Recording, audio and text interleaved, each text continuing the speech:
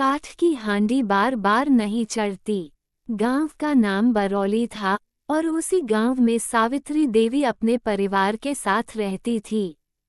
सावित्री की उम्र 42 साल थी, पर चेहरे पर 50 साल की थकान साफ दिखती थी। उसके साथ उसकी सास कमला देवी, देवर सुरेश, बेटा मोहन और बेटी गुड़िया रहते थे। सावित्री के पति राम सिंह गांव के सीधे सादे किसान थे। उनके पास 3 बीघा जमीन थी, एक भैंस थी और एक पुरानी काठ की हांडी थी। वो हांडी राम सिंह की मां की निशानी थी। हांडी का तला काला पड़ गया था और किनारे घिस गए थे, पर सावित्री उसे रोज राख और नींबू से मांजती थी। वो कहती थी कि इसी हांडी में बनी दाल में मां का आशीर्वाद होता है। शादी के पहले 2 साल बहुत सुख से बीते। सुबह राम सिंह खेत जाता, सावित्री घर संभालती और शाम को दोनों बच्चे मोहन और गुड़िया के साथ हंसते खेलते खाना खाते। पर तीसरे साल सूखा पड़ गया। लगातार 2 साल फसल नहीं हुई और साहूकार का कर्ज सिर पर चढ़ गया। कर्ज चुकाने के लिए राम सिंह ने शहर जाकर मजदूरी करने का फैसला किया। जाते समय उसने कहा, सावित्री, तू ध्यान रखना, मैं हर महीने पैसे भेजता रहूंगा। पहले साल तक सब ठीक रहा। हर महीने 2000-3000 रुपये आते थे और रविवार को फोन भी आता था।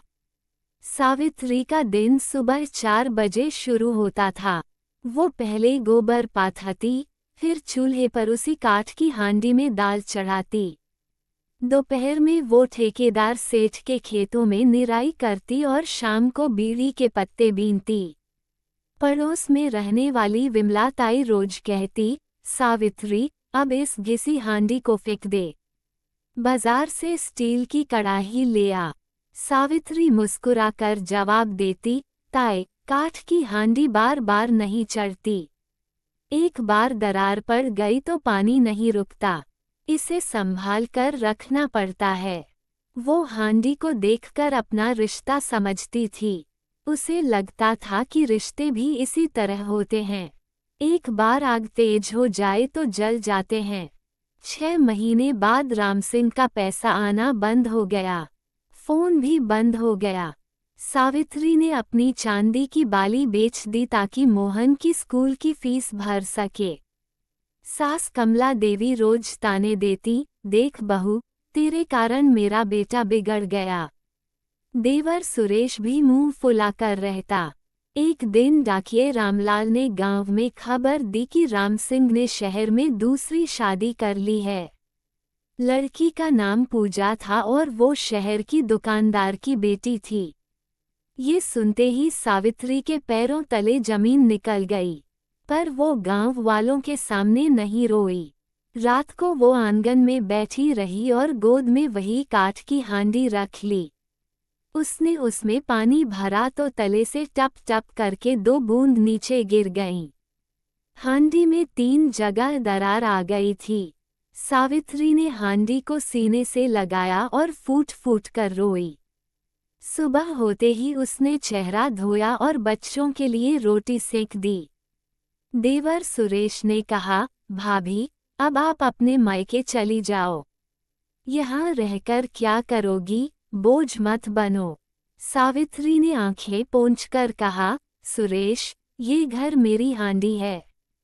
इसमें दरार पड़ गई है पर मैं इसे फेंकूंगी नहीं, मैं इसे सी लूंगी। उस दिन के बाद सावित्री ने मेहनत दोगुनी कर दी। सुबह वो सरकारी प्राइमरी स्कूल में मिड डे मील का खाना बनाती थी। हेडमास्टर शर्मा जी उसे 3000 रुपये महीने देते थे। दोपहर में वो मजदूरी करती और रात को घर आकर कपड़े सिलती। धीरे धीरे उसने थोड़े पैसे जोड़ लिए। बेटा मोहन पढ़ाई में बहुत तेज था। उसने 10वीं में पूरे ब्लॉक में 92% अंक लाए। बेटी गुड़िया भी 8वीं में अव्वल आई। दोनों बच्चे अक्सर कहते, माँ, तू बहुत थक जाती है, अब आराम कर ले। सावित्री हंसकर कहती, बेटा, थकान तो काठ को भी होती है। पर आग पर चढ़कर ही तो वो सबको खिलाता है। 5 साल बीत गए। इस बीच रामसिंह ने सिर्फ 3 बार 500-500 रुपये भेजे। लिफाफे पर लिखा होता, बच्चों के लिए। होली और दिवाली पर एक बार फोन आता, कैसे हो सब। सावित्री हमेशा जवाब में ठीक है लिख देती। गांव वाले उसकी पीठ पीछे तारीफ करते, देखो कितनी पतिव्रता है। पर कोई नहीं जानता था कि रात को वो हांडी के पास बैठकर कितना रोती थी, क्योंकि वो जानती थी कि काठ की हांडी एक बार चूल्हे से उतर जाए तो दोबारा उसी आंच पर स्वाद नहीं आता। मोहन ने 12वीं पास की और मेरठ की एक प्राइवेट कंपनी में 15,000 की नौकरी लग गई। पहले महीने की तनख्वाह वाले दिन वो सीधा घर आया और पैसे माँ के पैरों में रख दिए। उसने कहा, माँ, अब तू आराम कर। सावित्री ने पैसे उठाकर उसकी जेब में रख दिए और कहा, इसे जोड़ बेटा, अपने पैरों पर खड़ा हो। मेरी हांडी अब ठंडी हो गई है। 2 साल बाद गुड़िया 19 साल की हो गई।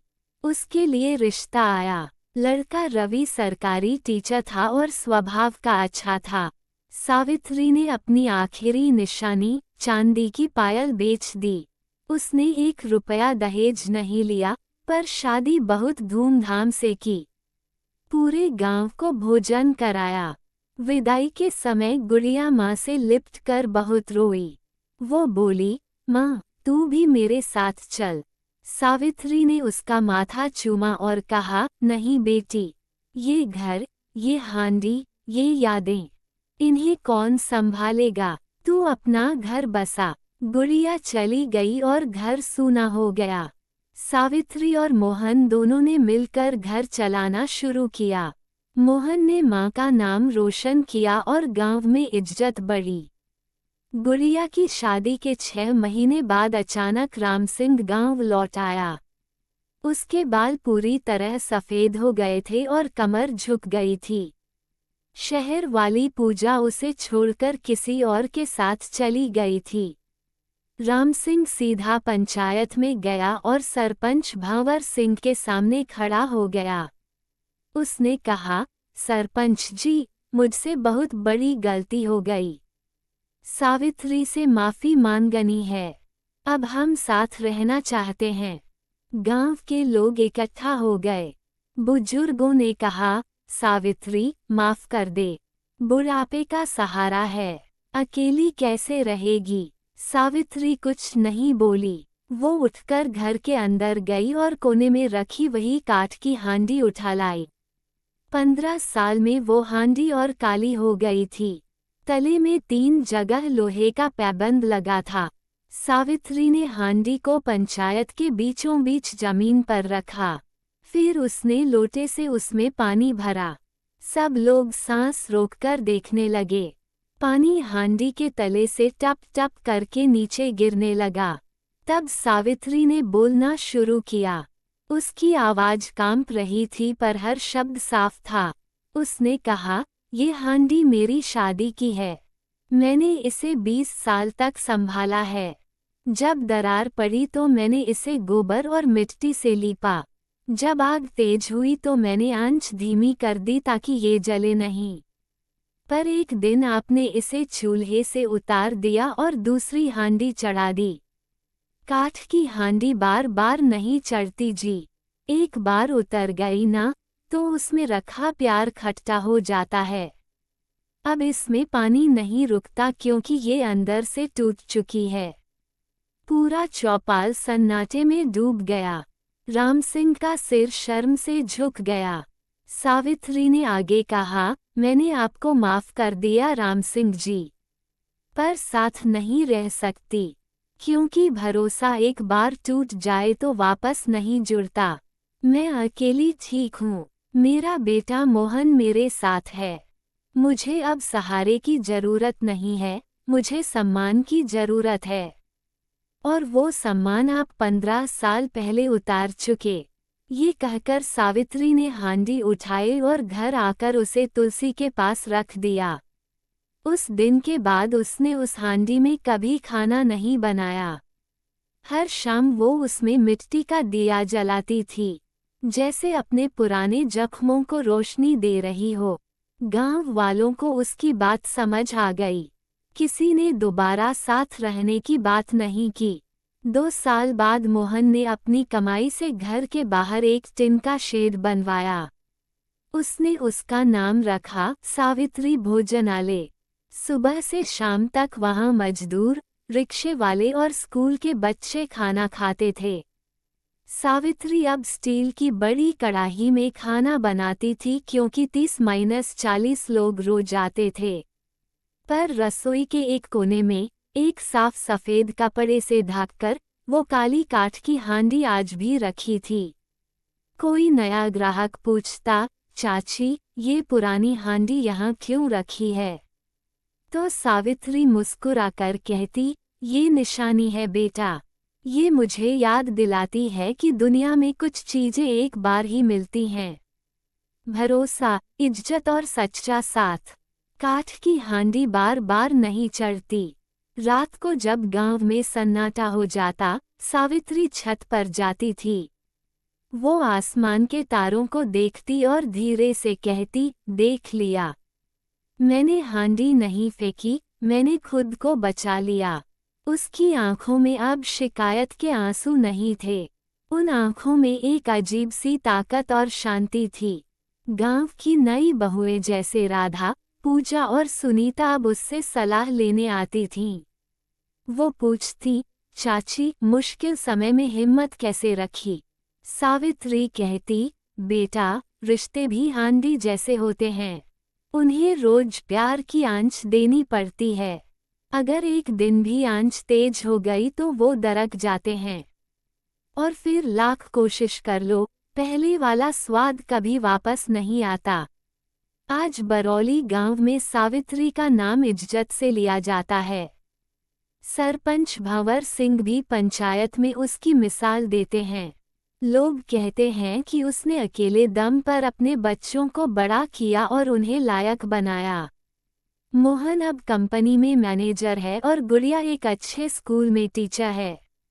दोनों मां को हर महीने मिलने आते हैं और उस काली हांडी की कहानी अब गांव के हर घर में सुनाई जाती है, ताकि हर बेटा और हर पति समझे कि जल्दबाजी में लिए गए फैसले और भरोसे को तोड़ना कितना महंगा पड़ता है।